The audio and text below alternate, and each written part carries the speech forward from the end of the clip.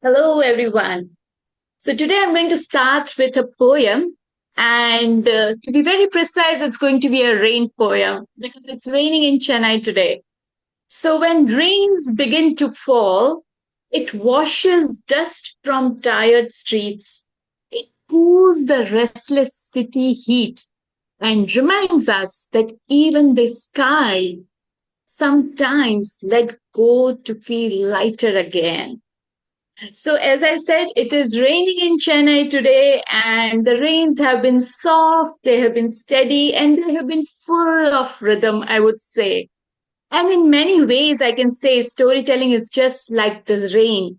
It pours, it cleanses, it nourishes, isn't it? And brings us closer, no matter where in the world we are joining from. So, to all of you turning in from different time zones and different corners of the globe, welcome to our monthly story meet. Thank you for bringing your presence, your energy, and your love for stories. Tonight, we have beautiful line of tellers, each bringing a story that touches the heart in a unique way. So let's begin our journey. So our very first teller of the day is Manisha Bhise from Mumbai. And her story is just right. A gentle weaving of Goldilocks and the Three Bears with a personal experience, reminding us how all of us are searching for that perfect balance in our lives. Over to you, Manisha. Thank you, Sheettal. A very good evening to all of you. And thank you, Eric, for this opportunity today. What does just right mean to you? Does it mean the right amount of salt in a dish, which would make it edible? Or does it remind you of just the right amount of warmth in the air to make you feel loved? Well, in the year 1986-87, I first heard the story of Goldilocks and the Three Bears. And the phrase just right stuck with me. And today I'm going to share few personal stories intertwined with this phrase and how I recently got the true meaning of this. Fast forward from 1986, sorry, to year 97, where I stood confidently, just like Goldilocks, waiting to test the porridge, whether it was too hot, too cold, or just right. But I was waiting outside the top MBBS college in Mumbai to pursue my just right dream of becoming a neurosurgeon. As the admission screening was taking place and progressed, I realized that I was quite adaptable and flexible. Because you see, for a 92% PCB score, an open category student who wanted to get into MBBS, or later, as the screening progressed into BDS, BHMS, BAMS, veterinary, physiotherapy. I mean, as the admission progressed, I realized that I was not able to get into any because I was waiting for that just right free seat and open category. While on the other hand, as I stood there feeling helpless, a family rejoiced, triumphed, because a child from their family who was in reserved category with 35% PCV score easily got into medicals. And that shifted. That was my first experience when I realized that life has bigger problems and there was no just one right solution to it. But as I said, that I was adaptable and flexible. So I quickly chose my next just right dream. which was, as during those days, not medical, then you go to engineering. So I chose engineering. I became an engineer with distinction. Now, fast forward to the year 2002, where I sat confidently, just like Goldilocks, who sat in the chair waiting to try the perfect one, while I sat dreaming about my first flight to the US of A, to the University of Idaho, to pursue my second just right dream of becoming a biomedical engineer. Because you see, the love for biology was still somewhere blooming inside my heart. And as I waited for my visa interview, I realized that I was quite amicable and truthful. Because you see, I got the best GRE, TOEFL marks, and with a year and a half year, experience, two full grants of universities, I didn't have the just right financial statement with me. My father, who was retired almost 5 years ago from a mill, had no pension. My mother was working, but we were three sisters still trying to, complete our studies. And the grounds of financial imbalance, my visa got rejected. While on the other hand, I saw another family distributing sweets because their child, who had just average scores, had a hefty bank balance. And that again made me realize that in life, to win sometimes, you need not have or you need not be completely honest. You have to have that just right amount of strategic honesty. Because you see, my counselor had groomed me that no matter what, do not reveal the full truth about your financials, and you would pass the visa interview. But me being myself, I just couldn't do it. I was so fluent that I thought sharing openly about my aspirations and the way my family values were, and with good amount of marks and experience, I could just bag that visa. But there I was, still fitting into the chair, waiting for that just right moment. But as I said, I was quite adaptable, right? So I quickly chose the next just right option. After engineering, I completed few more certifications, did software testing, completed auditor, and I worked as an auditor in IT industry for almost 14 years in big four companies. I enjoyed my professional life, my career, and everything was smooth. And at that moment, I realized that, yeah, my life was just right, as in Goldilocks.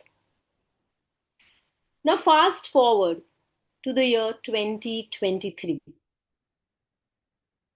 where I lay in bed as a mother, as an educator, enjoying my life, just like Goldilocks, waiting to try all the beds and finding her perfect bed. But I was awake for, I was sleepless for almost 48 hours because I came to know that our financial investments were all doomed. We had hit rock bottom, and that my spouse was engulfed in an unending chasm of depression, not wanting to talk to anyone. Initially, I asked questions. Why me? Why us? Why didn't you tell me? How did it happen? Where did you invest? And everything that engulfed in my crazy mind. But all those questions echoed on deaf ears. My spouse, who was once an favorite or best employee, a cheerful boss, a happy-go-lucky colleague, a supportive father, a supportive husband, was carrying this cloud of gloom all over him. As a storyteller, I shared stories. I i tried to make him speak. I cried in front of him. I fought with him. I even listened to his long lasting, sometimes over days, weeks, months of silence. But he didn't budge. I found myself helpless. My story is useless. And do you know what is this worst feeling in the world? To not be able to help your close one. Even when you saw that he was, being sucked into a black hole. So one day, as I was depressed myself and scrolling, uh, through my phone, I came across Goldilocks and the Three Bears again. And this time, this story yelled at me. And now, or rather, then I realized the true meaning of just right. It is then that I realized that if I had the just right thoughts, the just right attitude towards life, and the just right beliefs, I could help myself out. And that is what I did. I listened to stories of hope, of resilience, and I first helped myself to come out of this gloom. And slowly but gradually, as we all know, stories heal. And that just right attitude helped me to transform myself, transform my spouse, and my family. I started, as a child, when that just right attitude was grasped by me, I was only looking at the outside world. But when I hit the rock bottom, I realized that that just right attitude is just within you as you look at life. And today I am here sharing this story with you and feeling very happy that I found the just right solution for this, I think rat race, this chaos called life. And that is how I always say that it is not about what you really seek in life. Because I've always dabbled with various professions, various situations. But I think today the moment of truth is that I'm the happiest just the right way. Thank you.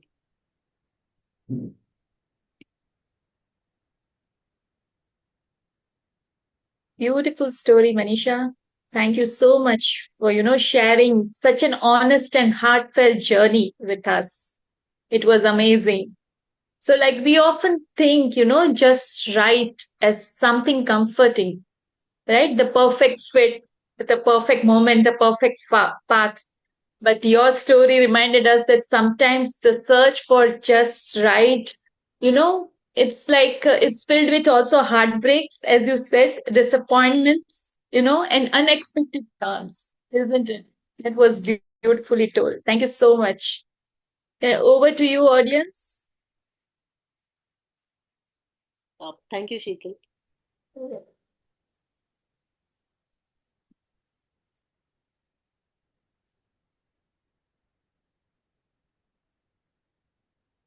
Any questions for Manisha or your reflections on the story or even how she told the story? It can be anything. So please.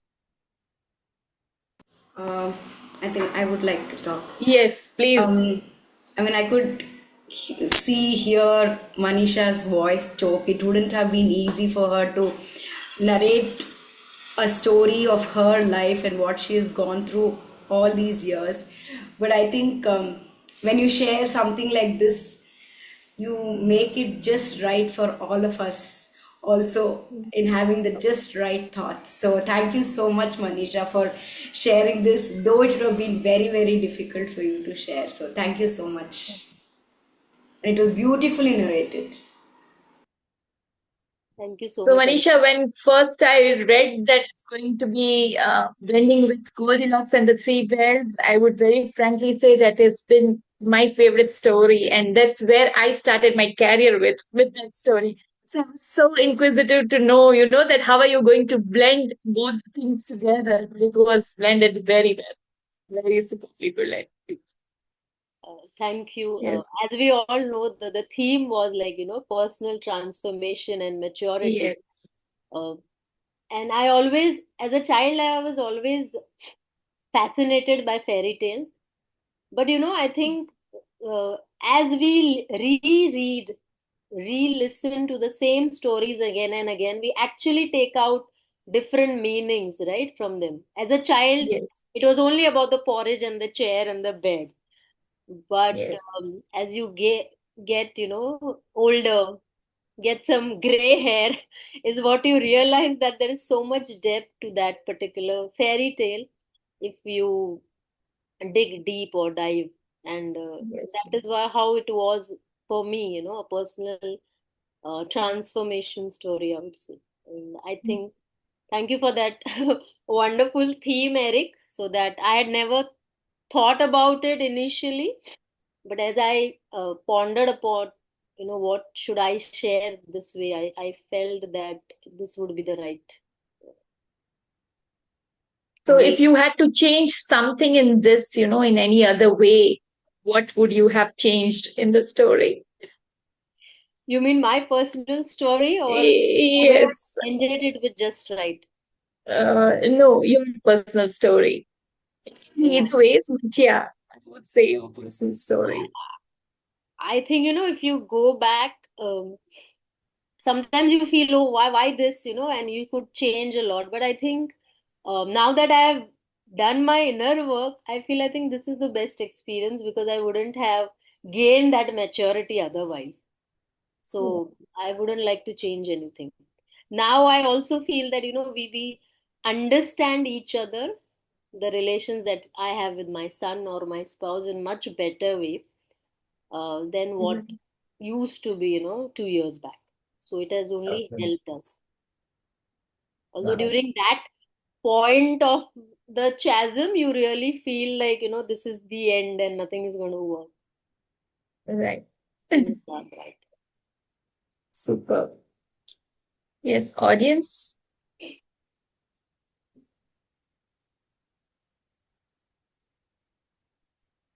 Anybody would like to ask anything to her or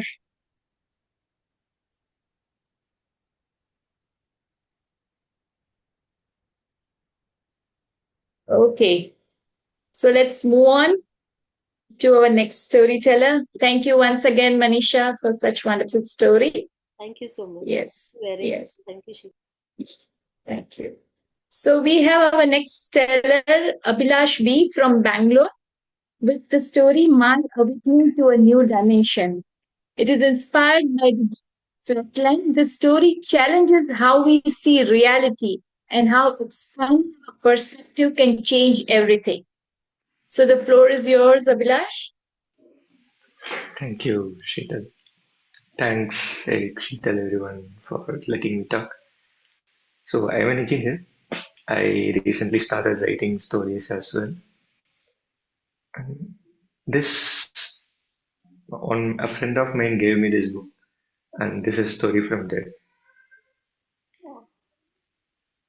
This story happens in a completely different world called Flatland, where the world is just a plain sheet of paper, but not a ordinary A4 size paper, but something that extends infinitely in all directions, north, east, west, and south, to entire length and breadth.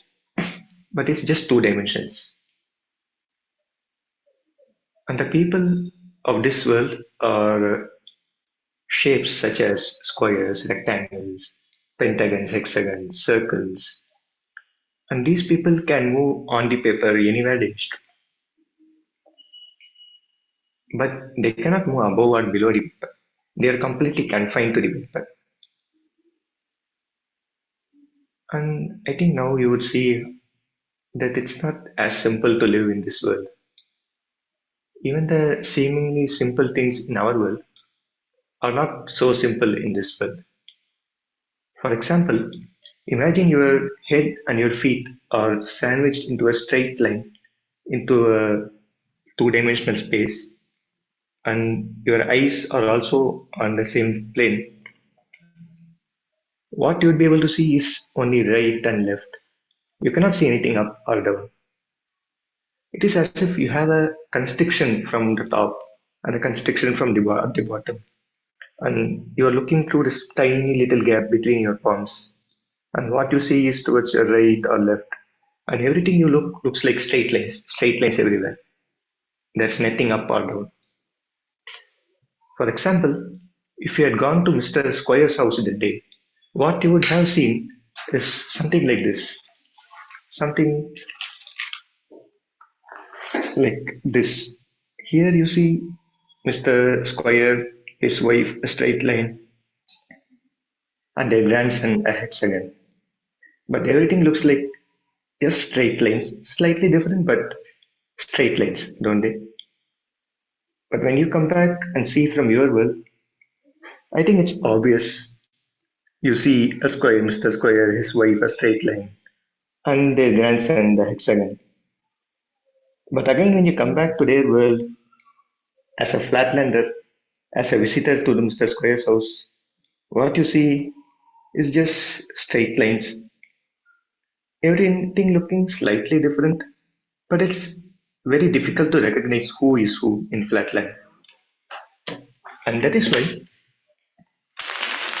in flatland, parents send their children to schools to learn how to recognize people, to recognize between different shapes, because even that is a very difficult thing to learn in flatland.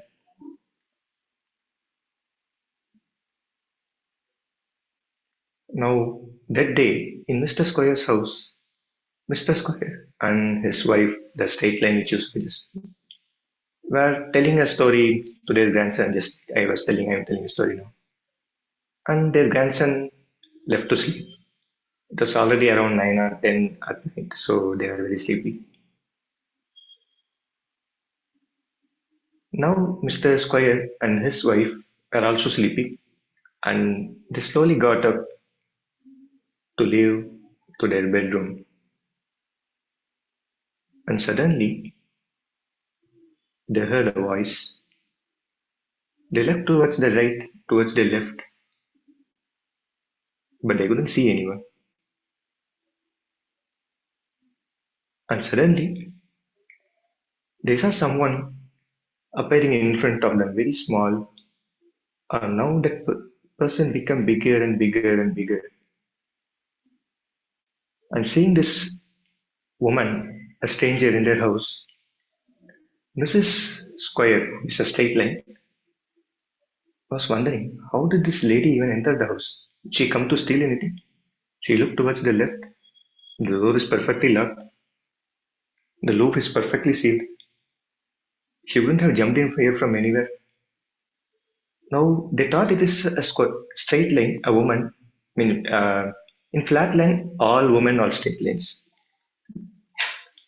They thought it was a straight line because when you see a straight line from this point, they become almost invisible. And when a woman turns to her side, only then you will be able to recognize that there is a person in front of you. Otherwise, it just looks like someone very tiny, very difficult to recognize that there is a person. Now, all this while, Mr. Squire was looking at that stranger calm. A mathematician he was. As if analyzing a mathematical problem, he was looking at this stranger. He realized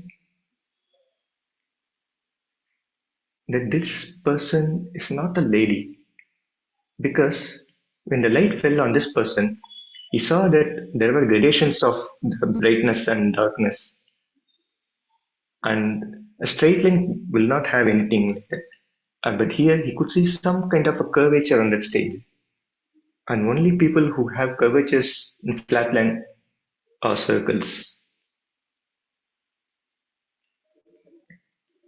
Having observed this, Mr. Square started talking to the stranger.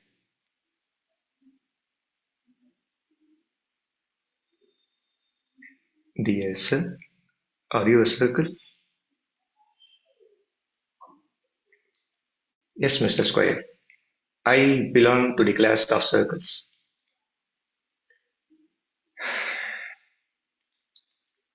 Hearing this, Mr. Square's wife was now happy because there was no danger. Circles are perfectly smooth, so they don't have any sharp corners like a square or a triangle to attack anyone. And also, Mr. Square's wife was feeling very privileged because a circle has entered the house.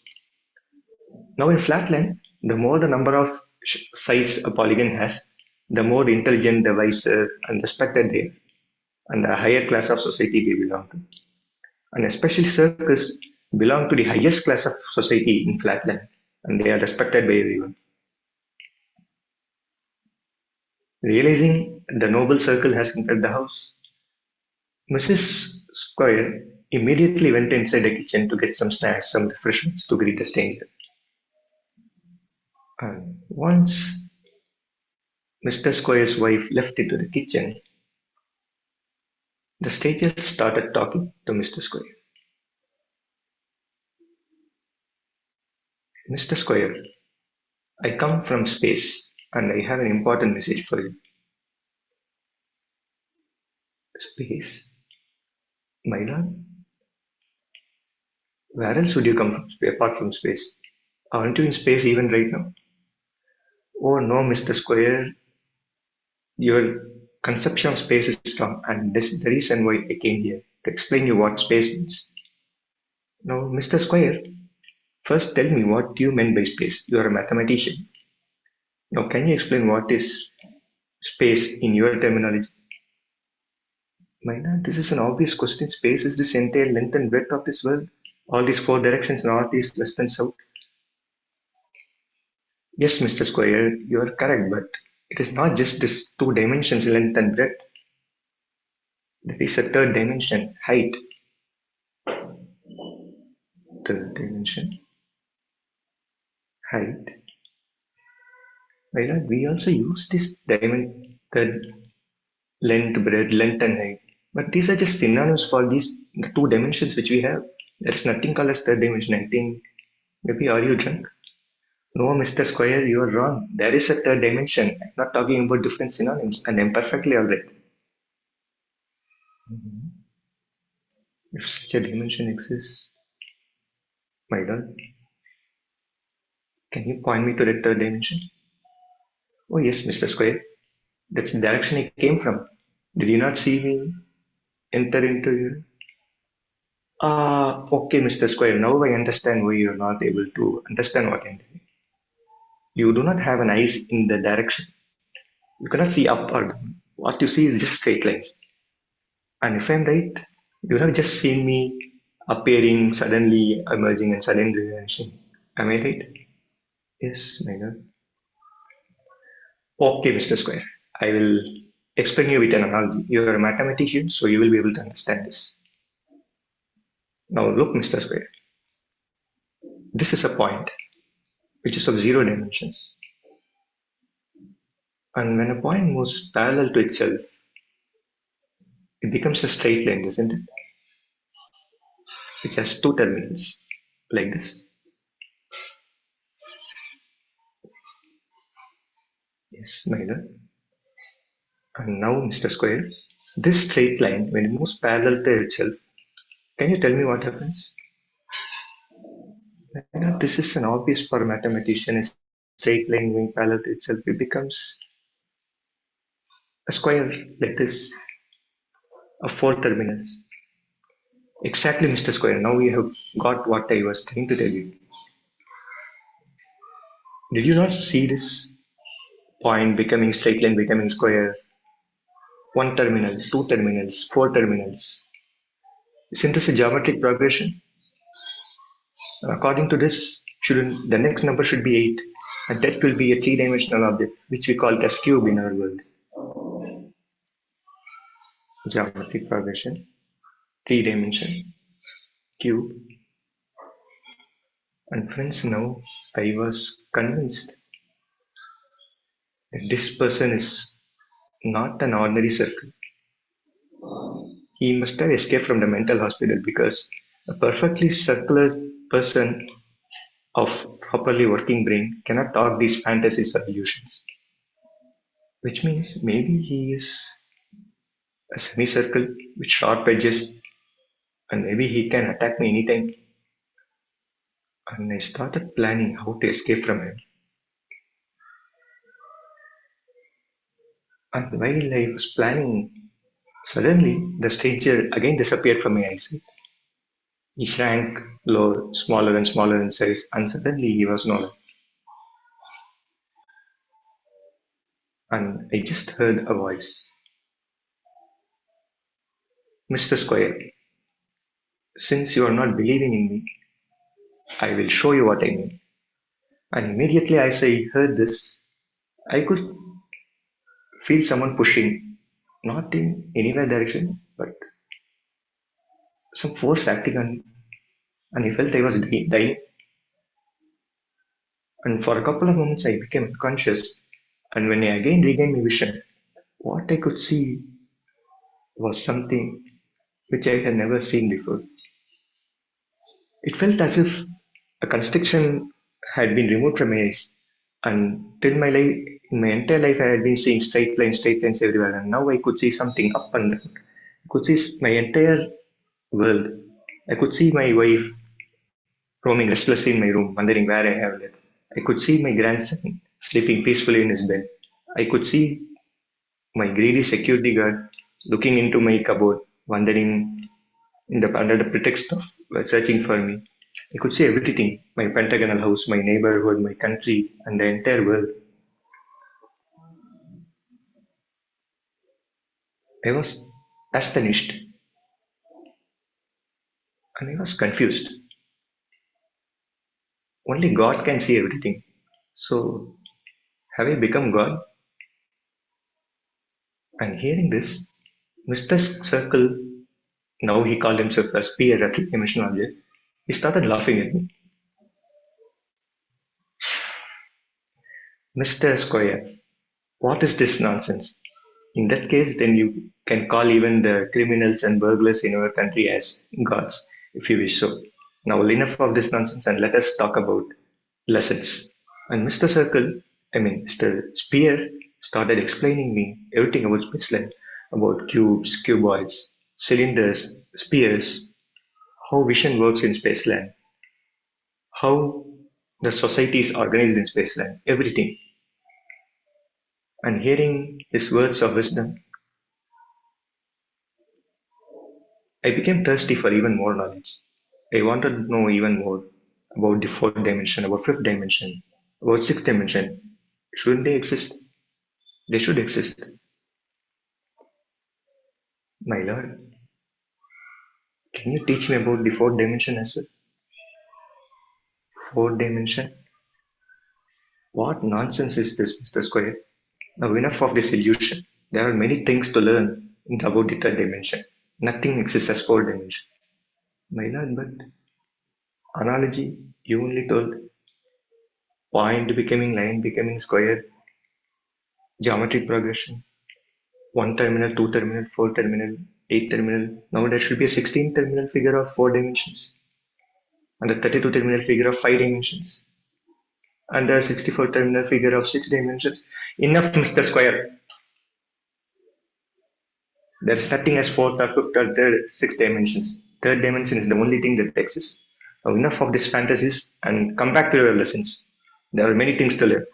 I have chosen you only because you're a mathematician, only person who can understand something beyond ordinary people.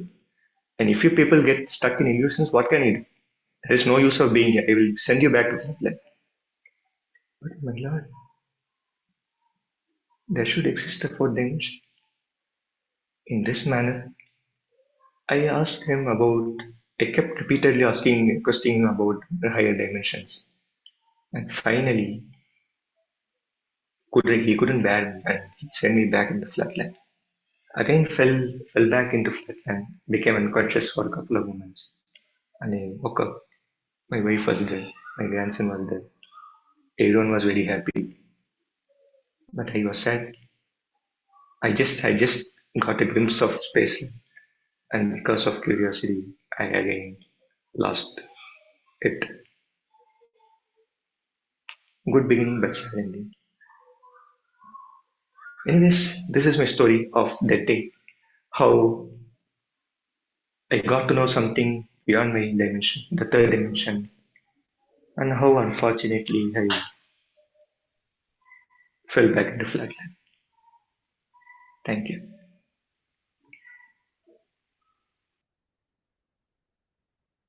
Thank you, Abhilash, for such a wonderful story.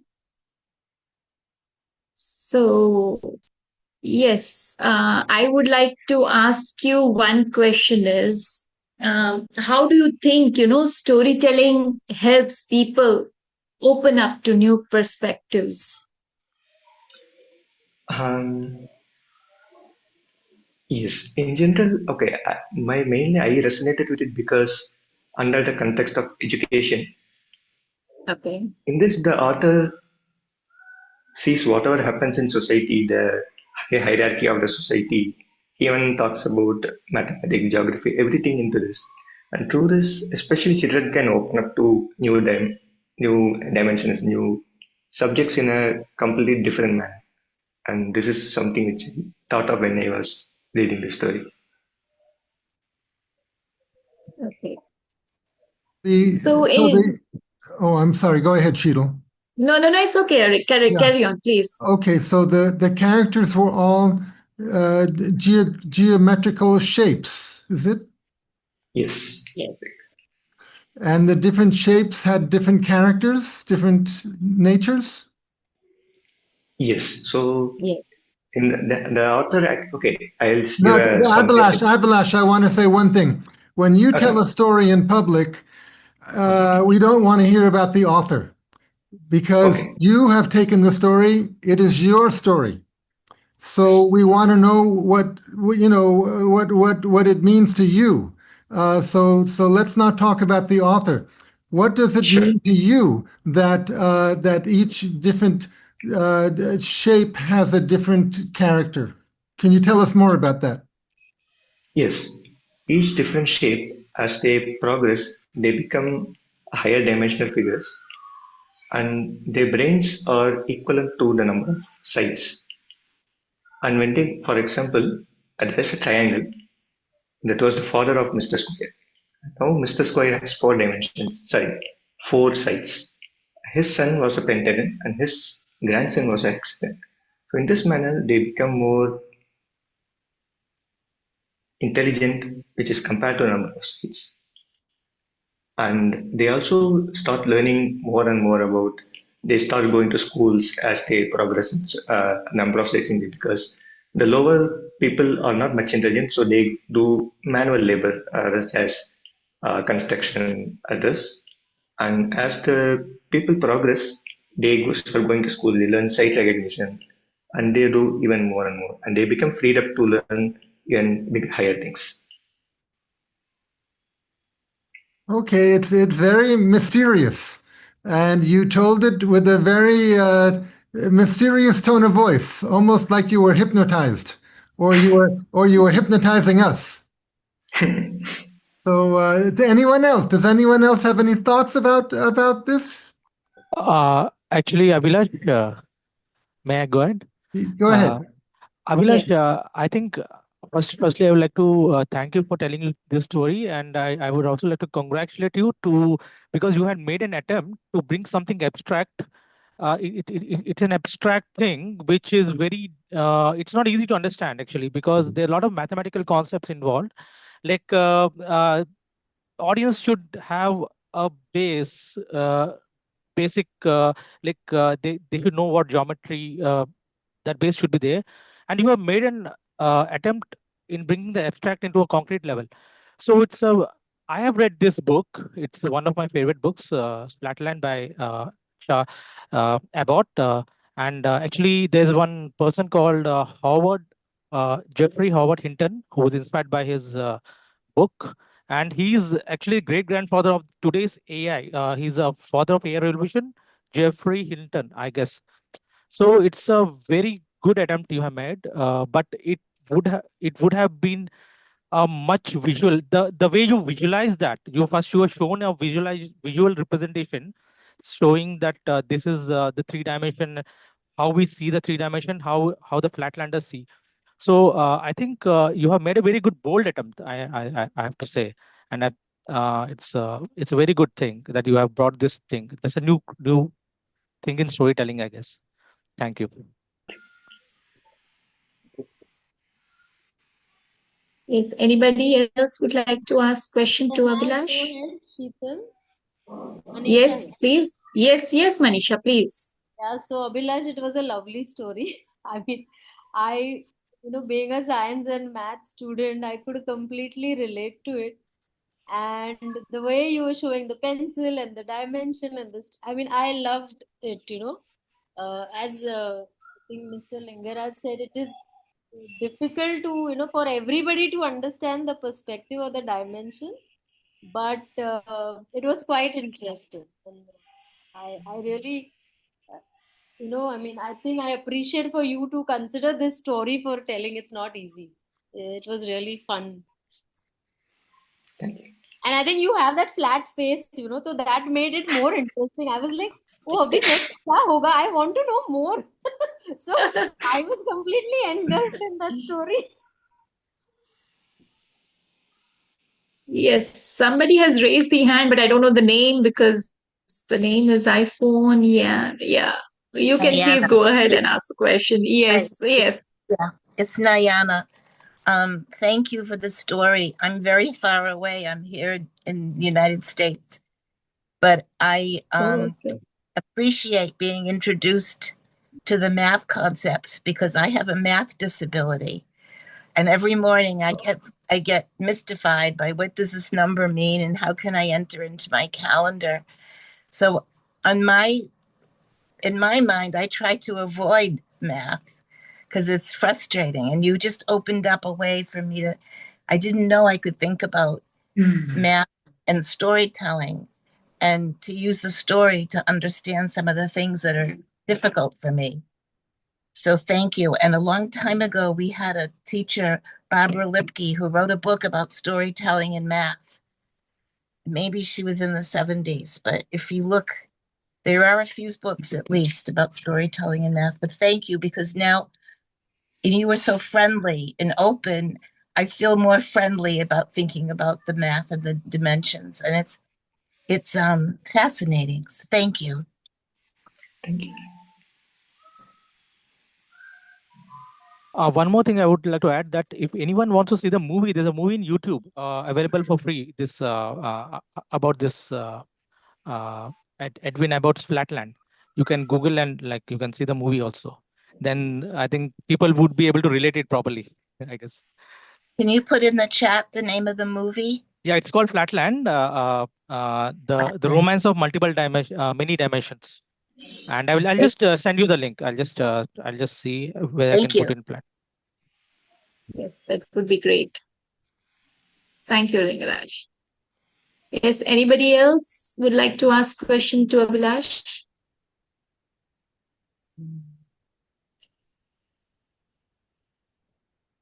Um,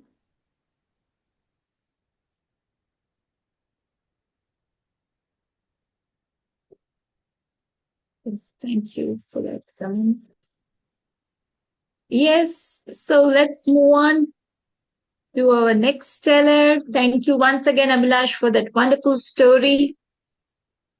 And the next teller is Madhu Kanugobi. And she's from Bangalore, and she's going to share a love story, a personal story that explores love with honesty, warmth, and introspection. So over to you, Madhu.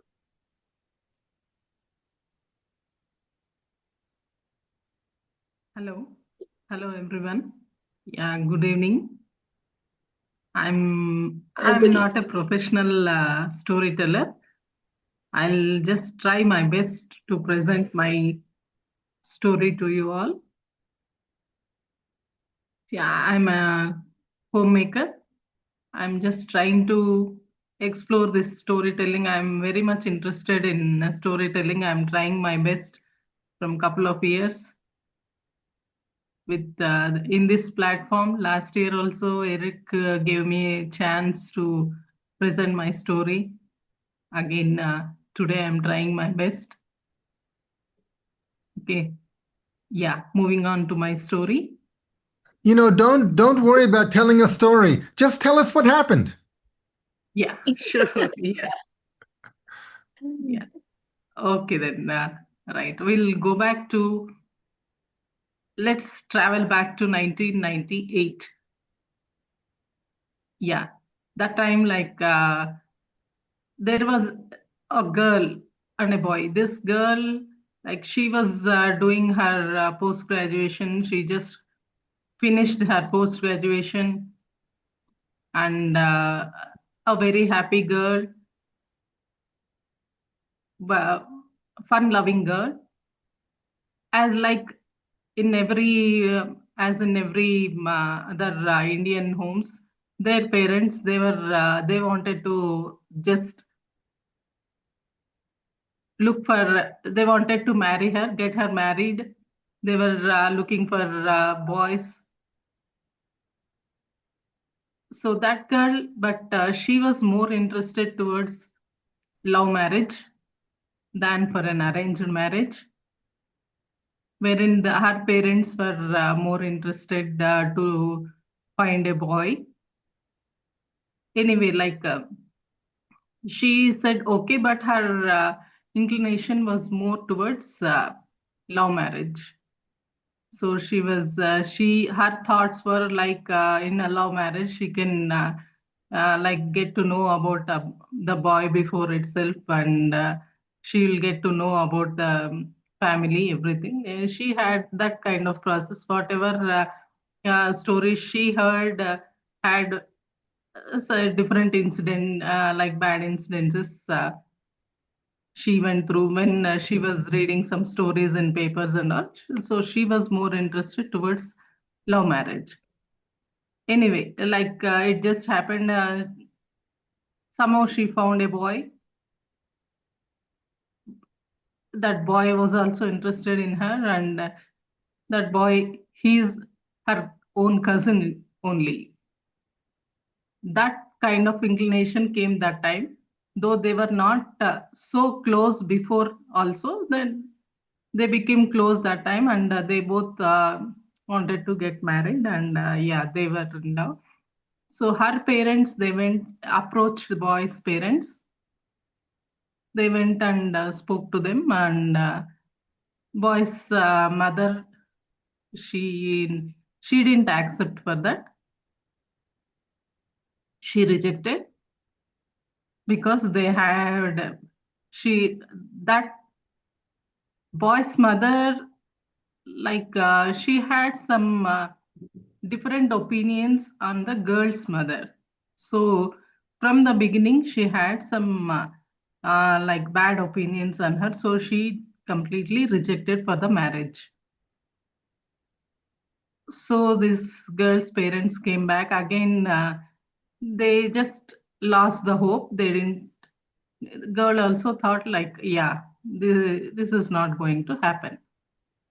So again, after a few days, one of the girls' aunt, she said, like, yeah, we'll try. I'll go and convince her. So again, this family, along with her aunt, they went to that boy's family. Again, they tried somehow that because of that aunt, whatever she said, everything worked. They accepted for the marriage. So marriage happened in 1999. This couple, they had their own dreams. They thought though they had bad opinions, everything, their that boy's mother and boy's sisters, everyone, they didn't accept for the marriage. In the beginning, they thought we'll do our best, we'll make everyone accept us as we like travel through this life journey. So they had their own dreams, they had all the positive thoughts. So they got married and entered their married life. So girl had many thoughts like, we'll widen this relationship, that family becomes a bigger one. I'll make everything better. All those kinds of thoughts as every other girl in her engaged will have. So she entered that family life, and so after, from the day one, when she entered that, she started experiencing all those negativities from their in-laws play, in-laws or mother-in-law and sister-in-laws, everyone.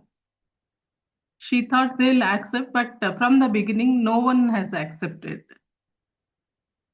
Whatever she does, everything was negative only to them. For every simple thing is a negative to them.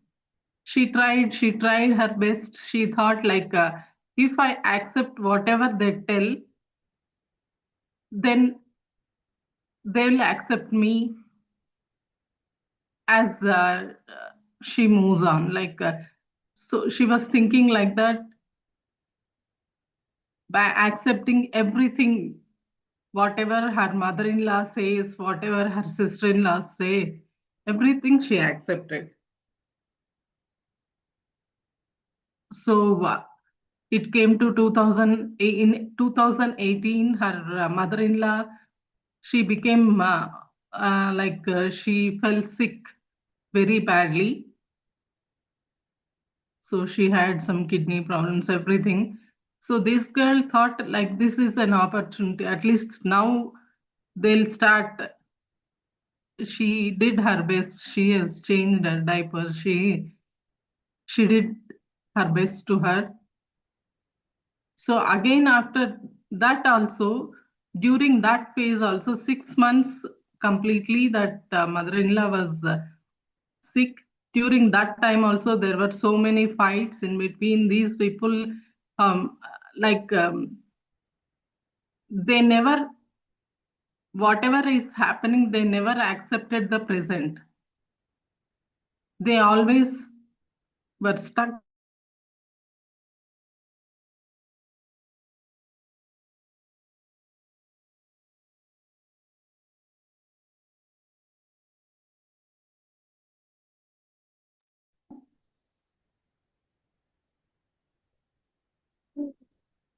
You've had a power cut.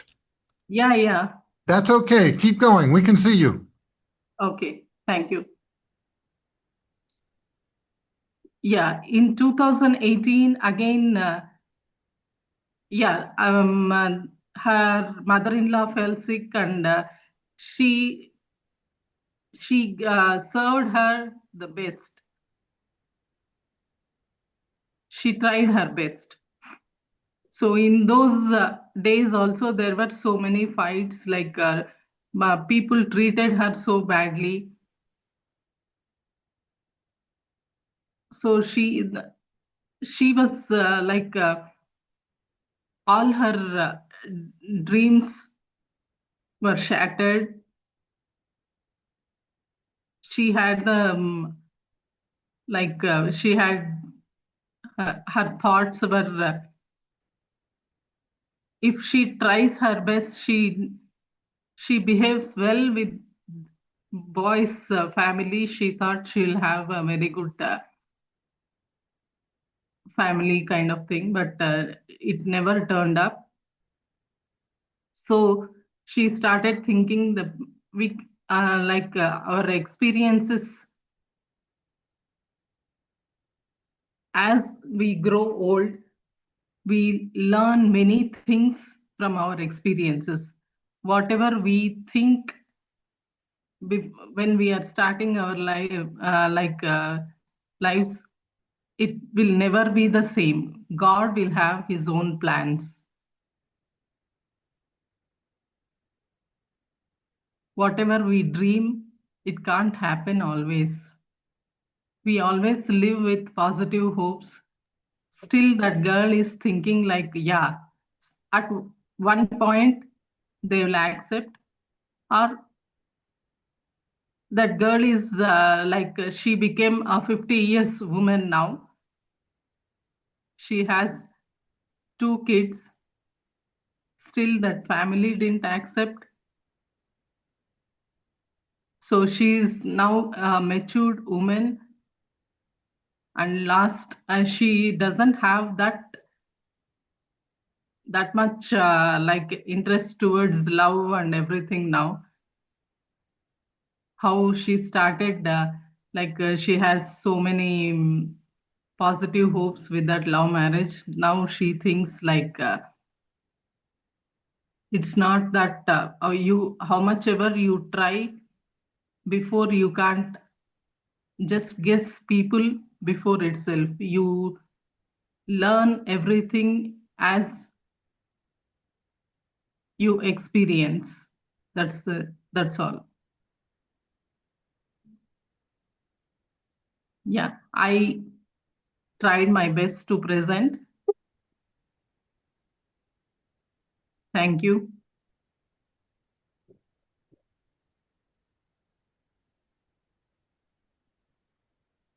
That was a wonderful story. And you were wonderful. So never think, just go with the flow. But what It about was an the amazing story. what about the husband? Did the husband give his wife any support? Any support in the sense, yes, silent support. Now the husband, husband is learning now. How can he support his wife? Good. I'm a foreigner from the USA, and in the USA, we the general feeling is when you marry somebody, your primary allegiance is to the person you marry, even more than your mother and father. But Yes, I think in India, even if people get married, many times their primary loyalty is still to their mother and father. Is it? exactly. Yeah. Yes. So boy is grown up in with so many thoughts, like he has to take care of their parents, his parents, and parents have this boy's mind is programmed so much that this boy can't even completely support that girl in front of their his family. I don't know about this case, but in some cases there's money involved, because if the child does not remain, loyal to the mother and father, they won't give him money, they won't give him land, he won't inherit everything. So that is also can be a motivating factor. In this case, money is not the thing. Money is not involved.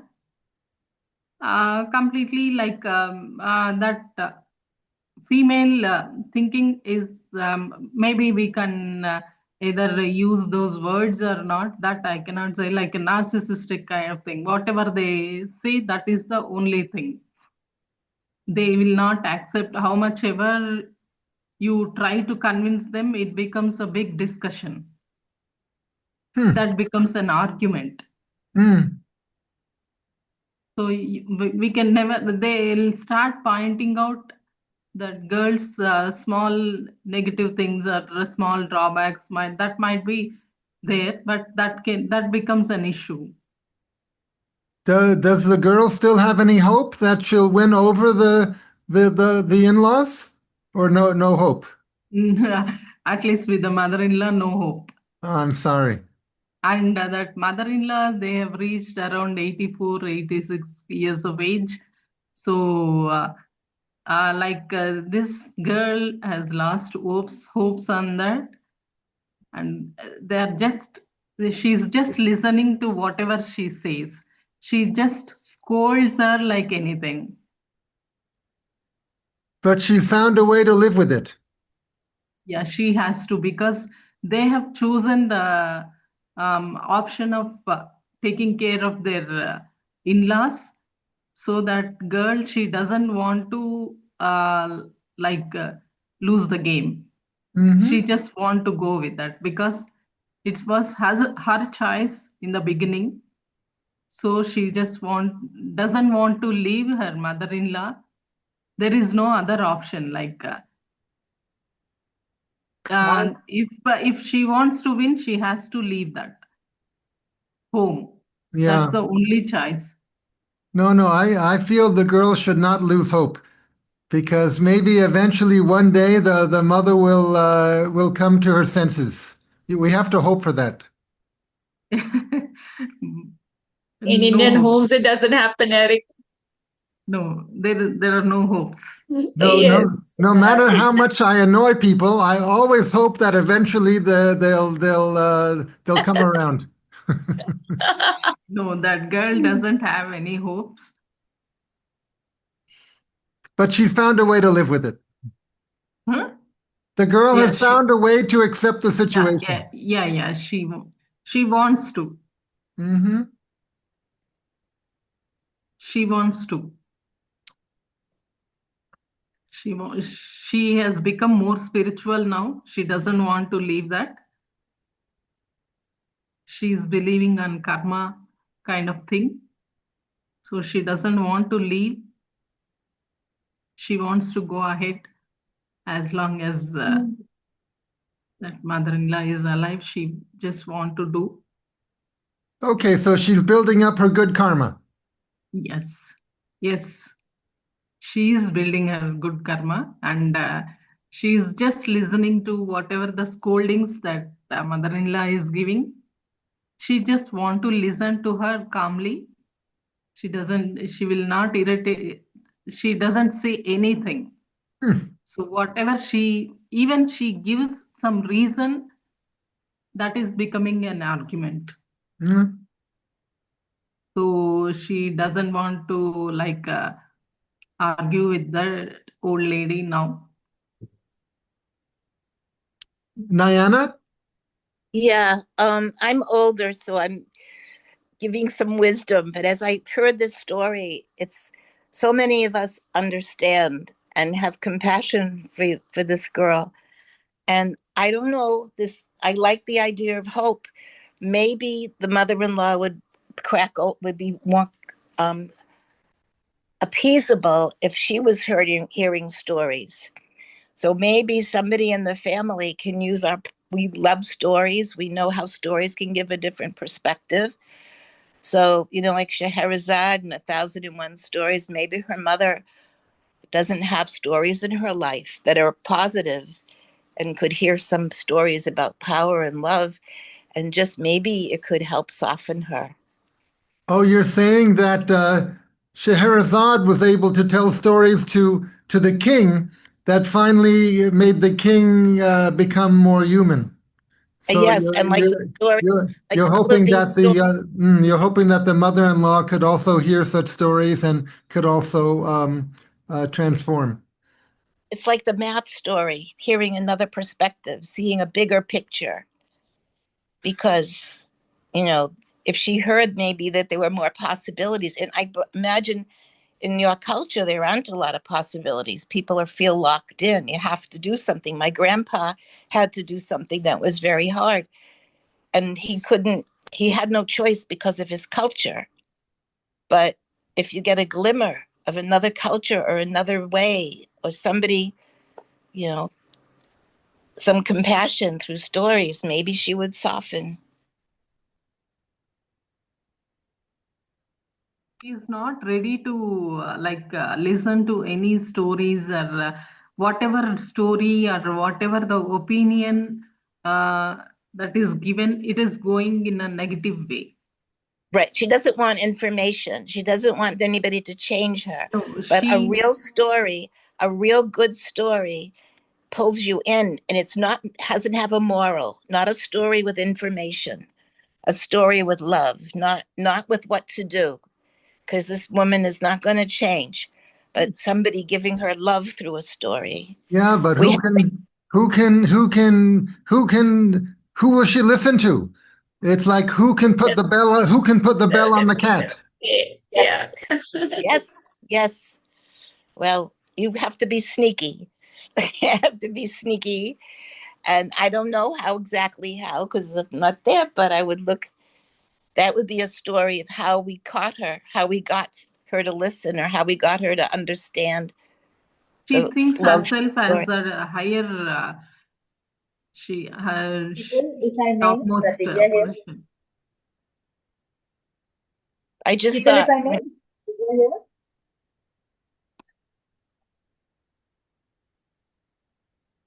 Hello, can you hear me? What Yes, did you we say? can hear you. Go ahead. Yeah, I love this thought, Nayana. I think it's beautiful, especially knowing how things here are in India. I'm from India myself, and I clearly understand what the storyteller is trying to get at. But to think they It's a accept program. It's not and to me know talking. the power of stories as storytellers and to give that a try, I think it's beautiful and it's definitely worth trying. The only thing is, as Eric is saying, maybe somebody in the family has to take up the challenge and show her love through stories. As you said very Yes. clearly, no morals, no information, no teaching, just a story to be shared. I love that thought. Beautiful. Thank you so much for sharing that. And talk to some more people, because maybe singing a piece of a song or not even telling her the story, just thinking it, and you walk when you're near her, stories can travel in strange ways. I call it story magic. So find another way, maybe sing a tune, get her curious. I don't know. But that's why we're here, is to do story magic. Thank you. Okay. You Thank you. Stories can be used therapeutically, but usually the person needs to want to change. We have the expression, the right story will do its work on you.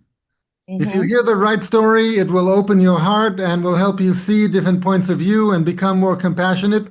But you have to be ready for it. You have to want it. If you're locking it out, you're locking it out. Yes. That's so true. Sometimes in family situations, I don't know if it's possible in this case, but sometimes there is an intervention where a number of family members together sit down with the person and tell the person, listen, we all feel you're on the wrong track. We feel it together. So if a person hears it from 2, 3, 4 family members, maybe she'll consider. But I don't know if that's possible in this case. But that's called an intervention. I think age plays a major role here, Eric, because at 84 in India, Exactly. yes, they don't want to listen. They always feel they are right. And people have so much respect for the elderly here in India. Yes. Especially in a family. Yep. Yes. Yes. They think as they are the eldest of all, they know much. more things than anyone more else than in the anyone. family. Yes. Yeah, And they But are right always. they're but right always. we also say age is just a number. Exactly. Yes. But they should be. So it keeps changing depending on the situation. The age becomes the number. Mhm. Yes. Maybe she's the storyteller then. What is her story? I don't think pushing against a river or a wave is going to help. But she's strong, right? So maybe she has a story to tell. Yeah, maybe she wants people to listen to her more. I think so. Exactly. Yeah. Yeah. She has a lot firm opinions, and whatever opinions she forms, that remains like that only. She will not Uh-huh. change her opinions. So here's the question. I'm learning this now. Part of communication is listening. How can we listen to an elder without getting triggered? Because she's not going to change, but maybe she has a story for you that will give you more compassion about her. And listening Yes. is just as powerful as storytelling. Yeah. Yes, absolutely. Yeah. Thank you. Just Okay. Maybe she must have felt the same manner with her in-law in her time when she was young. One reason is that. Second thing, in her heart, she must be very positive, but she doesn't want to listen to her Yeah. daughter-in-law. These are the two Most of the reasons. times, That can, yeah. humanity lies in every people because everyone is good. The positive way they see, definitely one day the other, definitely the change will be seen. They realize that realization will be shown on one particular day, 100%. Thank you. Thank you. Madhu, what were you going to say? Thank you. You were in the middle of saying something. You remember? Yeah. The thing is, like, he was pointing out maybe like she might have gone through that kind of thing from his in-laws or something. Most I have seen many people like, and they also many will face the same kind of issues with their in-laws or with someone. And the thing is, once you face some problem with someone, one should feel like I should not give this problem to others, but many they think that because I went through this problem, I want someone else also to go through this problem. Mm-hmm. So that kind of thinking is creating this kind of problems. Mm-hmm. So she also has, because I went through these problems, I want my daughter-in-law also experience this. So this cycle is not going up, like that's why these problems are coming. Otherwise, if everyone thinks like, when I go through some problem, let others not go through the same kind, let others not experience this kind of problem. If they think that way, most of these problems will fade off. At least in India, most of this like in-laws and daughter-in-law, mother-in-law kind of problems will fade off. And the thing is, they are not giving that problem to the same person from whom they got that problem. They are showing this to someone else. That's like that's not at all correct, because to whom she is giving promise, she never that daughter-in-law never gave her any such problem to this mother-in-law, right? This mother-in-law experienced this from some of her seniors or some of her elders. She wanted to repeat the same problem to someone else who are not at all connected with this problem. But Madhu, the title of your story is A Love Story. But yeah, love story, but this became like this. It got Love with mother-in-law. Love with mother-in-law. Exactly. True. Love it with got mother-in-law. sidetracked a little bit. Yeah. Actually, like I wanted to change that, but title. I wanted to give a different title, but anyway, like I stuck to this. Well, I'm glad you stuck to it, and I still believe, I will always believe that that there'll be a happy ending, that the mother-in-law will come around. I believe it. Yeah, hope for the better. Like let us have a positive hope. Yes, absolutely. So, following that, we have our next storyteller, Angana Prasad from Bangalore, with her original creation, Mandodari's Lament, a powerful reimagining that gives voice to one of mythology's silent women. So, the stage is yours, Angana. Thank you. It's Angana. Anagha Prasad. Yes, sorry. I'm sorry. No problem. Yes. So I'll get directly into the story. Before that, a little about me. I'm a professional storyteller who has been into this field for the last 10 years. I'm from Bangalore. I'm also a Bharatanatyam dancer and also a yoga practitioner and instructor. Off to the story. The day died a silent, quiet death, filling the battlefield with a crimson hue. The air was heavy and thick, with the voices and the sounds of the wounded filling all over the air. Mandodari, the queen of Lanka, was a vision of beauty. Her black hair, like night light, followed her. Her eyes were like lotus petals, her lips like a ripe fruit. Her skin was like polished ebony, ivory. And there she entered the battlefield, scanning at the destruction that lay in front of her. She waded through the battlefield, which was choked with smoke and the dust that was settling in. Her feet slipped on the blood-covered ground, and she saw him, Ravana, the mighty king of Lanka, lay there, dead, with his body lifeless and still,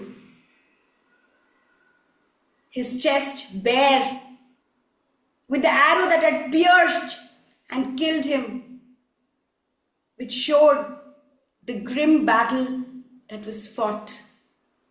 His eyes were closed, and the face had a mask of peace.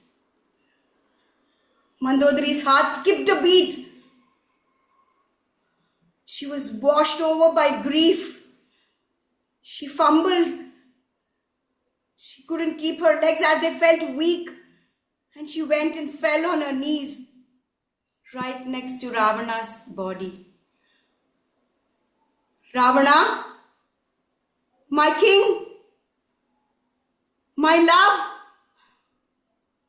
With trembling hands, she touched his face, felt the coldness of death, immediately closed her eyes, and she could see the flash of memories, their life together, their fights, their happiness, their triumphs, their struggles. She remembered the first day they had met, the day he had brought her to Lanka as his queen, the way he made her feel like she was the woman in the world. He was gone. She looked at the eyes which were closed. My Ravana, oh my king, what have you done? Why did you have to bring it to this? You were a mighty warrior, a very brave king. What of your people? What of your kingdom? Was it worthy to desire for that Sita? For all that remains now are the ruins and the silence. Is this your legacy? You were warned, my fool. You were warned. You were told to stop your madness, to return Sita back to Rama. But you did not hear. You did not listen to me or to Vibhishana, your brother, or to anyone, for you thought you were invincible, above gods, above morality. Why didn't you listen? Do you listen? Hear me now? For you cannot drown my words or roar over it. For it's too late for your pride, isn't it? She slowly, with a lot of uncertainty, touched his chest, which was very fierce, hot, and untouchable when he was alive. And now it lay cold with no beating. You ruled kingdoms, my Ravana, but you couldn't rule your own self, your own senses. What about us? What about our love? You didn't think of it? What about our life together? What about our happiness? What about our whispers, our talks? Do you remember how you would hug me when I had nightmares? How you would talk about the stars, any topic that was given with a lot of finesse, and I would just sit with a lot of admiration and listen to you. Our time in the balconies when you gloated about your victories. And I listened. And there, from all the other chambers, your other wives admiringly listened. And your people looked at you in awe. I loved you. I loved the man whom I saw in quiet times. His loneliness,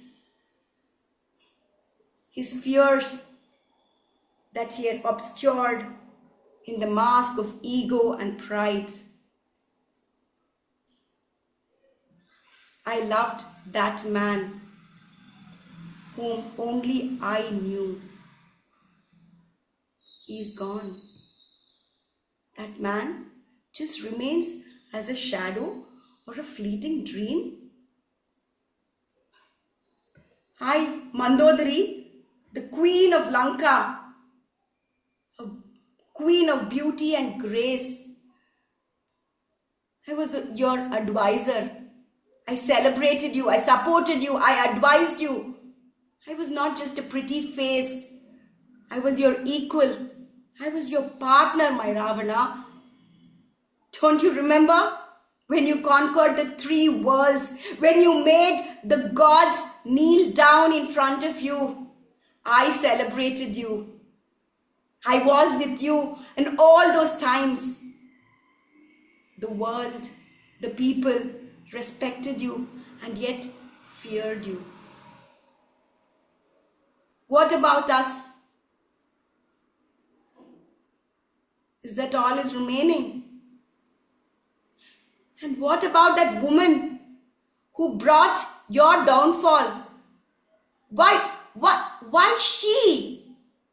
Of all the women, Sita, you could have got anyone, any woman, and you had many. But no, you wanted her, for she hurt your ego by rejecting you. You had me, who is equal, if not more, to Sita in all virtues. But no. Did you even think of me? Think of our children? You just disappeared. Just wanted her. And Rama? You were killed by Rama, a mere mortal? No, Ravana. No. Rama was not a mere mortal who shot the arrow at you. He's a divine soul, supreme soul. There he stands, and I don't have an iota of anger, for he destroyed you and the whole kingdom and our kith and kin to bring back balance in dharma. And look at him, not just him, Lakshmana, Hanuman, Vibhishana, your brother, and the entire side, your enemy side. They are not rejoicing their victory or your defeat. They mourn you. They mourn you, of whom you could have become, if at all you listened. You could have lived, Ravana, if you had just told once, I hear you, Mandodari. But you didn't. For you, only your voice was the greatest, and all other voices were choked and silenced by you.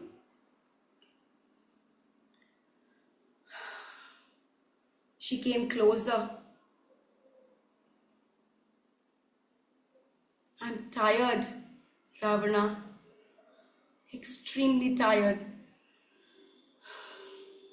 I wanted a life of eternity with you, and not a shattering ending like this. My anger will be buried in the earth, just like how you will be buried in the earth. People will just remember you as a tyrant. With trembling hands, one last time, she looked at her Ravana, picked up his hands in hers.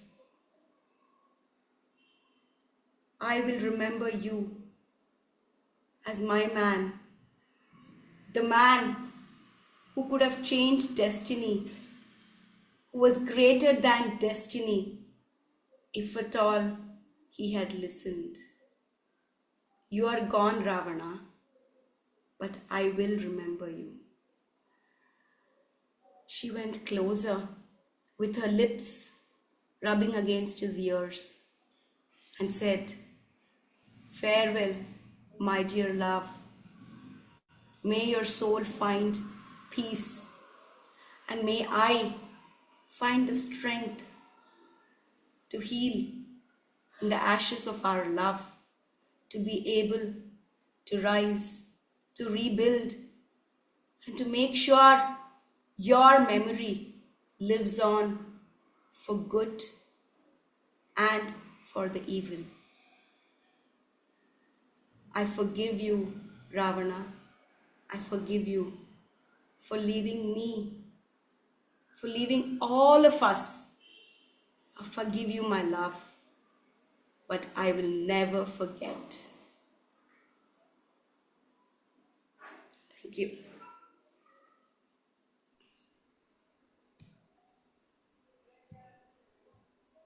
Anagha, that was superbly told and very well told. I mean, superb. So I have a question for you, So why did you take this character, right, for the story? Because Well, Mandodari was very, nobody thought about Mandodari, right? In Ramayana, nobody even yes, knows who was so Mandodari. So why this character? why this character? The first thing which I was wanting to explore is Urmila, Lakshmana's wife, but it was Parvati, my friend, who said the exact same words what you said. I think you should explore Mandodari because she's not known to many people. And when I refer to the Valmiki Ramayana about Mandodari's lament, I found and throughout Ramayana, whatever conversations she has had with Ravana, I found that she is a very, very strong woman. And I took bits and pieces of her lament from different versions of Ramayana, and whatever I felt a woman would have felt when she loses her man, though he is wronged or done the right, is what I put in the context of Mandodari and Ramayana there. So, with some hope to rise and to take it forward. Very beautiful, very beautiful. I've also read that she was also very beautiful. Yeah, she was. She was Yes. almost. She would always call herself equal to Sita in terms of Sita. beauty. Yes, yes. Yeah. Superb. Yes, so over to audience, please, for questions. Yes, Rupal. Anagha, I have to hop off in a minute, but I wanted to say that that story was just so beautiful, and it makes you feel that you're seeing the world through her eyes. You know, I think you don't understand who she is until you see all that she's seeing, and you see because she is very forgiving, right? And that's very special about her. So you see the beauty that she has, not that just people say. And so the reason I think about it is because my daughter, when she was very young, maybe 6 or 7, she was asked to play Mandodari in the skit. And they make all the kids do a skit, they make them all dress up. And I got so I don't know, I didn't know enough about the characters, and I got so mad that she got picked as Ravana's wife, because they always pick the teacher's daughter to play Sita.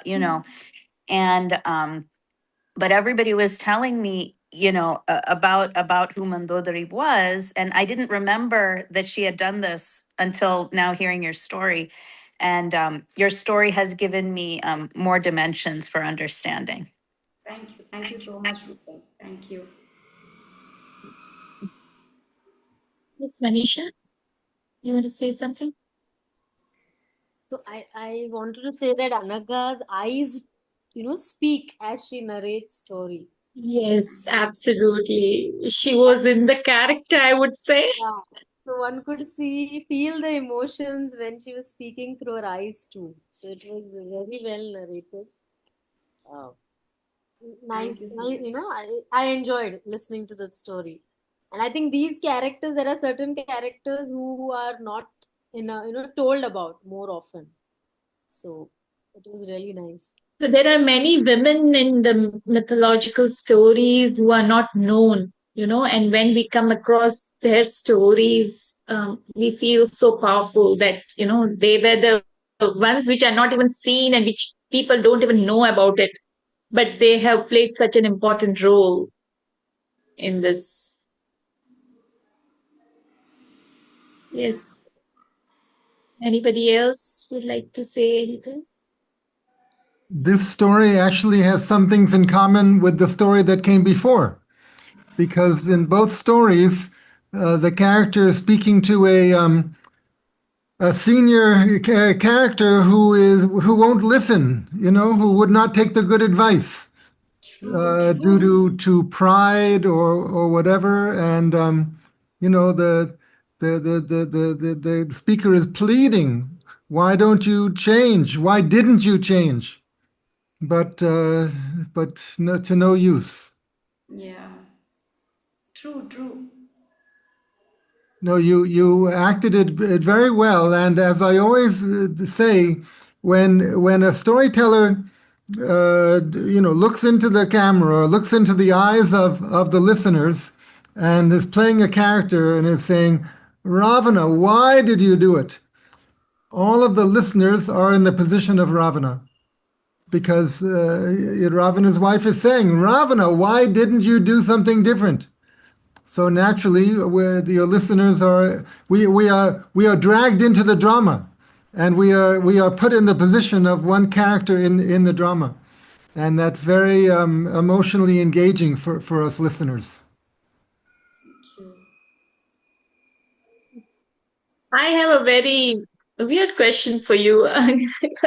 So, if Mandodri was given one, one moment to rewrite, what do you think that could have been? I think if she rewrites and Ravana listens to her, then Ramayana won't happen.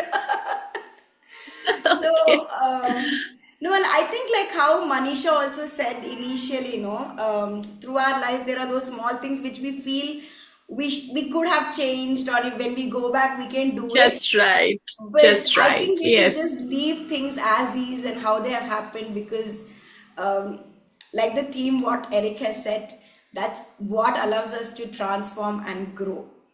So everything happens for whatever it happens for a reason, or For and a it's how reason. we take Yes. it. So yeah, I think I would never Yes. change So anything. true.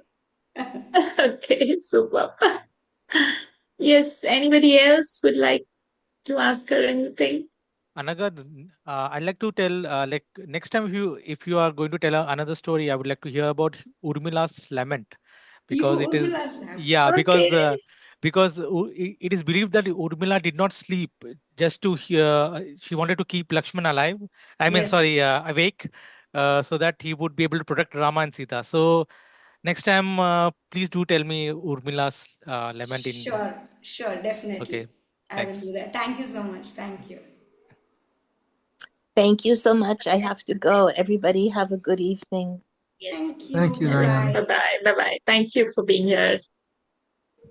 Okay, so let's move on to our last storyteller of today, and that is Rohini Jayanti from Hyderabad with the story The Girl Who Loved the Wind, a tender story about freedom, longing, and the joy of letting go. So over to you, Rohini. Good evening, everyone.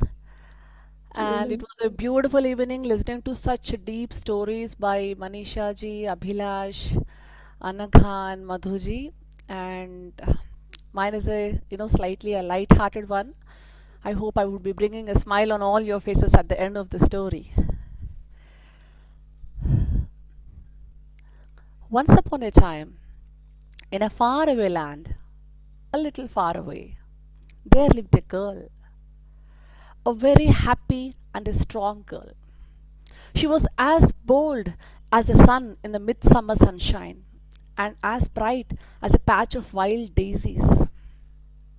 And the girl hardly ever wore shoes, for she loved the damp, cool earth under her feet, as she spent most of her time outside her house at the edge of the forest.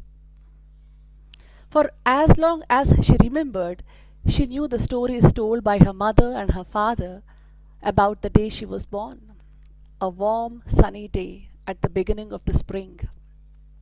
The wind was warm with cherry blossoms and bees buzzing all around.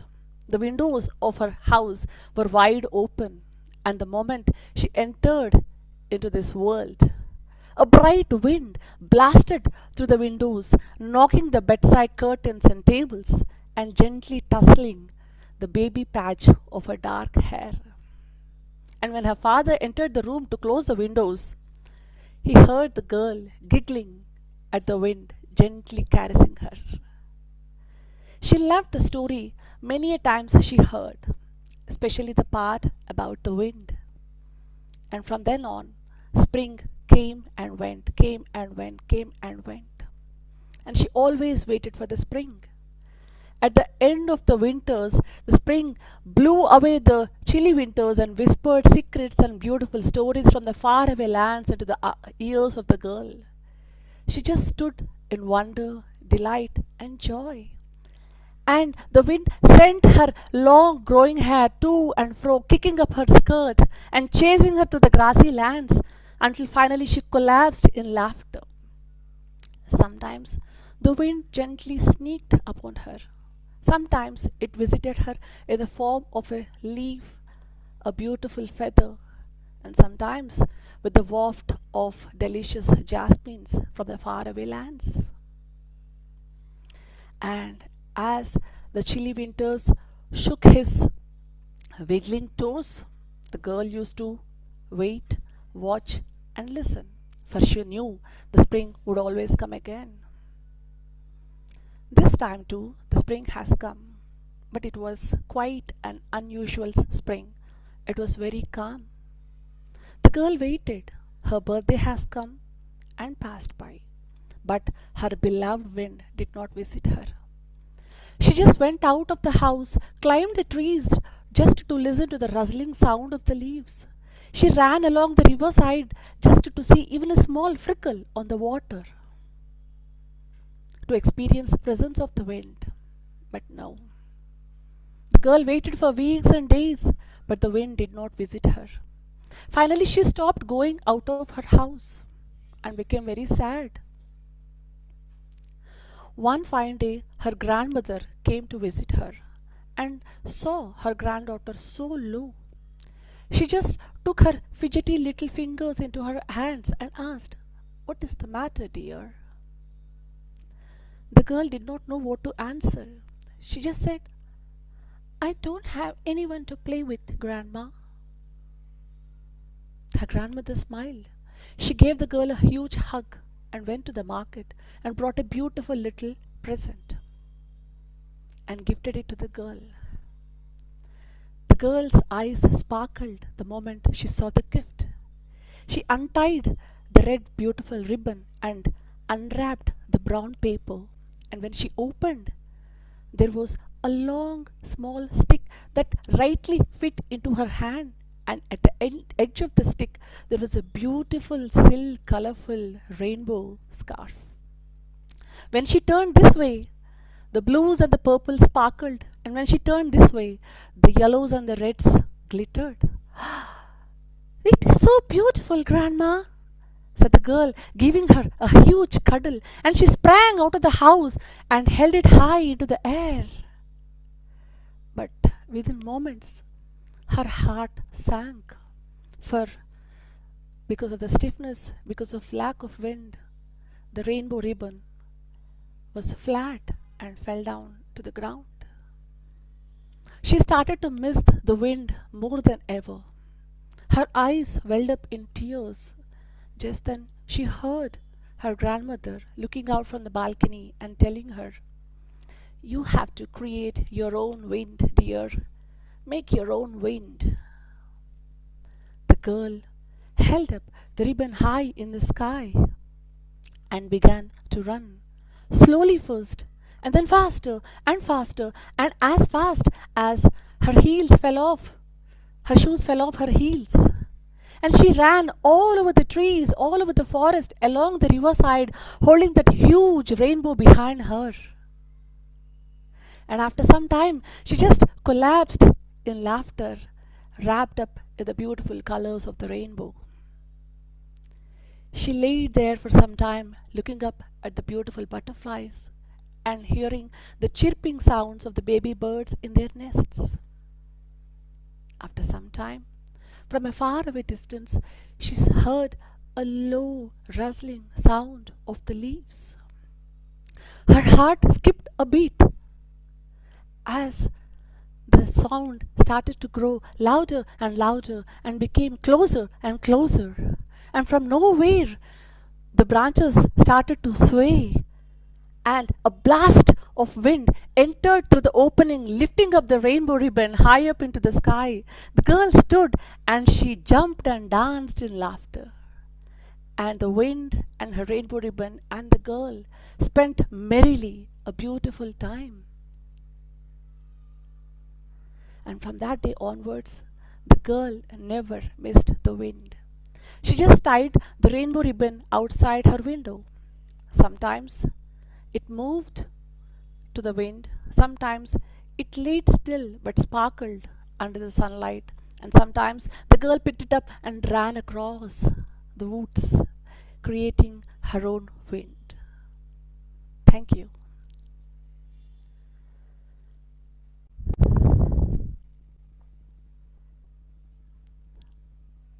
Thank you, Rohini. That was superb, superb, superb story. Thank you so much. Thank you. Thank you so much. Yes, so I have a question for you. Why did you select to tell the story today? Yeah. Uh, Recently, I have completed my post graduation diploma in expressive arts. Okay. During the course, I connected myself with, certain elements of nature as a part of my project.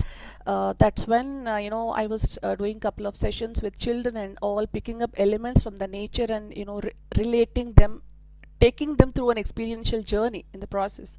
So that's when this particular concept has, it stayed with me, it connected to me very strongly. And I happened to, do some research on stories that are related to the elements of nature, like, fire, water, earth, wind.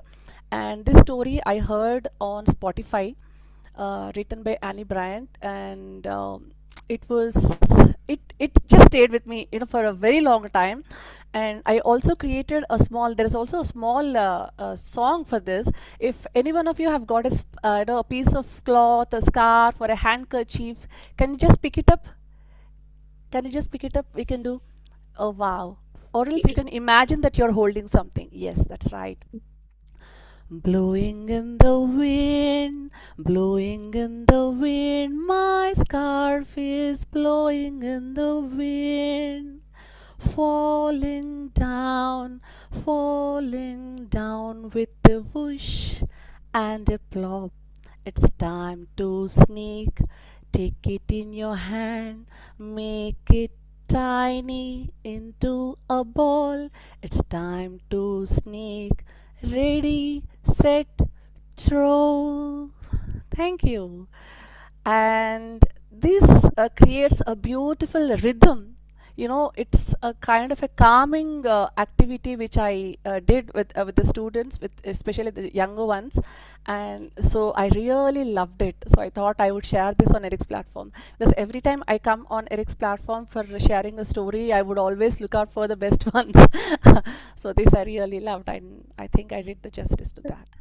Yes, absolutely. Superb. Even Thank I love the way you did the kerchief thing. It was thank you. very nice. Thank It you. was really calming, I can say. Thank you. Thank you so much. Yes, over to audience, please.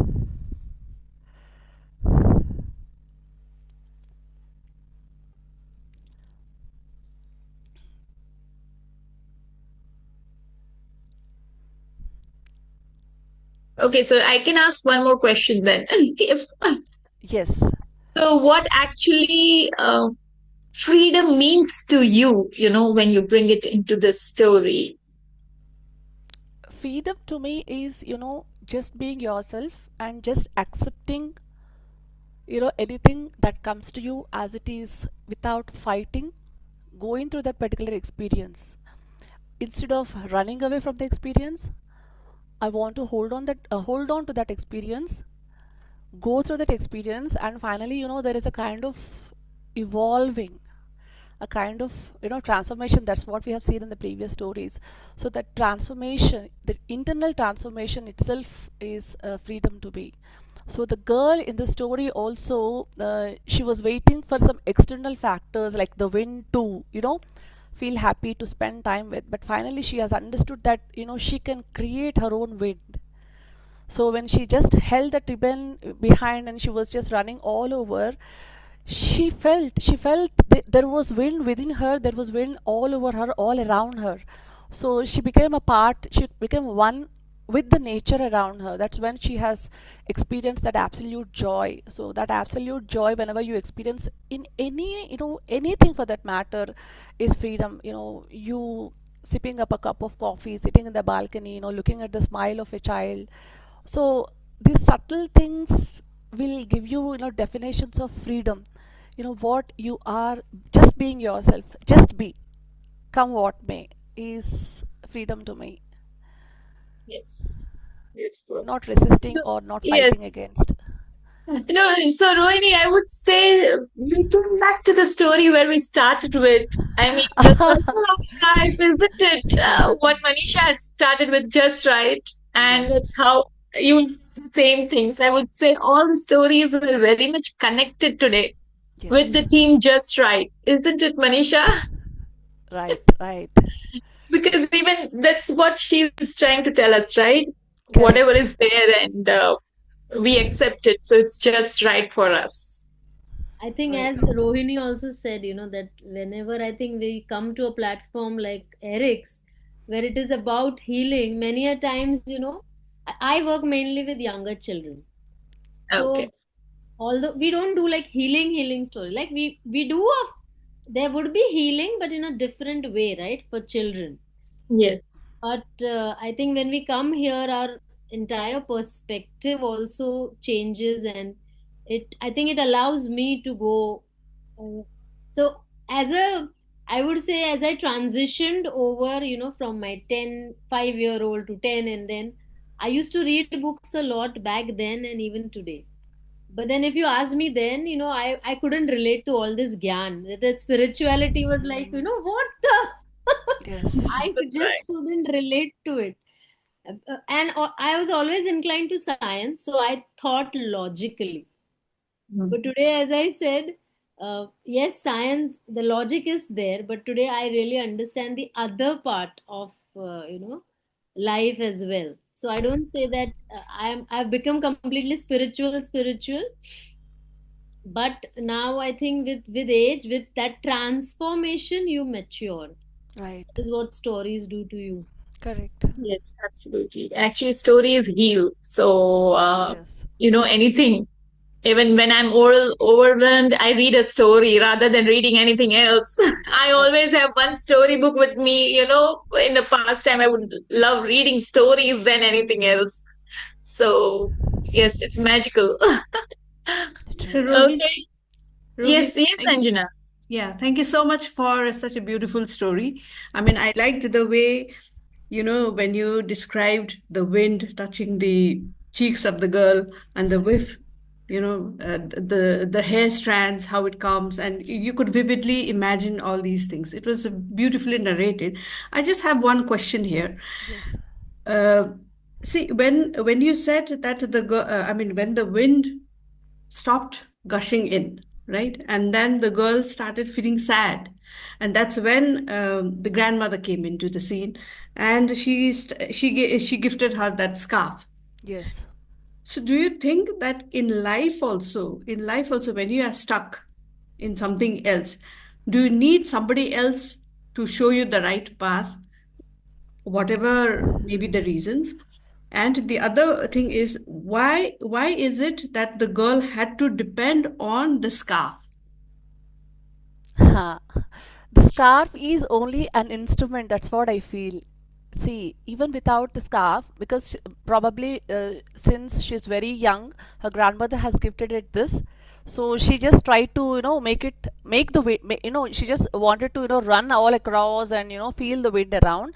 But there are certain things in life where the instruments would be invisible, but still they help us, some way or the other. Could be we ourselves help us, or could be there would be some external forces, external people who would be helping us whenever we are stuck. We really don't search for something or someone to help us when we are stuck.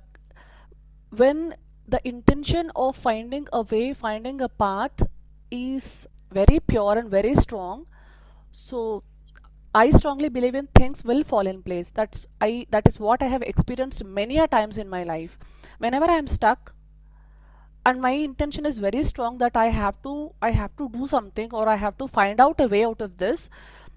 Either it could be the source, through the God, the Almighty, or it could be through a friend, or it could be my own thought process that gives me, that strikes, and when I follow it really gives me a solution, or it really clears my confusions, or whatever thoughts that go in my mind.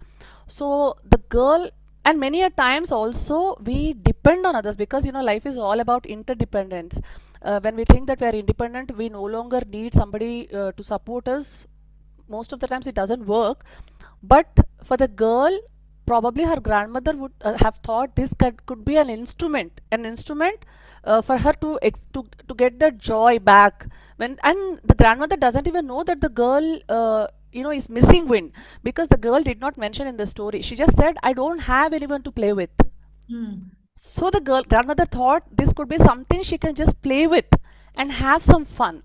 But the grandmother really did not know that the girl was missing the wind. The girl missed when the grandmother saw the girl standing right up holding it and it was not moving. Then the grandmother understood because there was no wind and the girl could not blow her rainbow, and so she's feeling sad. And then she told her that you have to create your own wind. So initially the grandmother also doesn't know that the girl was missing the wind. So just give her the rainbow for her, to make her happy. That's all. That is what is my perspective. That is what is my understanding. I think the gift, I think the gift connects the space between the girl that she was happy, the happy girl, and the sad girl. So that connection, yes, that connection again, it brought the sad girl into a happy mood. Yes, so this is beautiful. So Anjana, I would say we all have talents. I mean, we all know things, but there is somebody who needs to give us a nudge, that, okay, this is what it is, and you know it already. Right. So this is something like that also you can relate it. Right. Yes. A grandmother is just giving her yes. Right. Yes, exactly. Yes, absolutely. Exactly. Thank you. Thank you. Yes, Eric, shall we move to the end? We are at the end. Yes. So thank you everyone for being here. It was a Rohini. wonderful, storyfying evening. I'm sorry? I'm just saying, Rohini, that was beautiful. Thank you very much. Thank you so much, Eric. Yes. So to all our wonderful tellers, thank you for sharing your stories with such honesty and grace, right? From fairy tales to mythology, from imagination to life experiences, right? So each story tonight reminded us of every emotion, every perspective, and every voice which matters. Right. So thank you to the listeners. Thank you so much for being here, giving us strength so that every story is told the way it is supposed to be, the flow, right? It's because of you all. So thank you so much for being here. So let's remember one thing: stories don't end when the telling is over, right? They live in our hearts and they touch, right? Even after it's ended. So they are forever with us. So thank you, everyone. Have a very beautiful evening. Yes, Eric. Thank you. Thank you. Thank you. Thank you. Bye-bye.